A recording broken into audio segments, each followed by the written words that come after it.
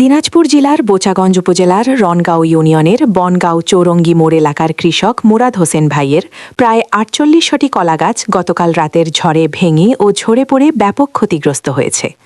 এতে আনুমানিক প্রায় ১৫ লক্ষ টাকার ক্ষয়ক্ষতি হয়েছে বলে জানা গেছে। একজন পরিশ্রমী কৃষকের জন্য এটি সত্যিই অত্যন্ত দুঃখজনক ও কষ্টের বিষয়। এমত অবস্থায় কৃষক মুরাদ হোসেন ভাইয়ের পাশে দাঁড়ানোর জন্য মাননীয় এমপি মহোদয় পিনাক চৌধুরী ভাইকে বোচাগঞ্জ উপজেলার মাননীয় উপজেলা নির্বাহী অফিসার স্যার এবং উপজেলা কৃষি কর্মকর্তার কাছে বিনীতভাবে সহযোগিতার আবেদন জানাচ্ছি। আশা করি সংশ্লিষ্ট কর্তৃপক্ষ বিষয়টি মানবিক দৃষ্টিতে দেখবেন এবং প্রয়োজনীয় সহায়তার ব্যবস্থা করবেন।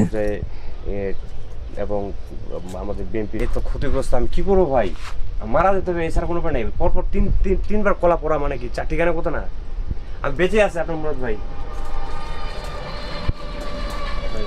3-4 বার, এবার দিয়ে 3 বার। হ্যালো।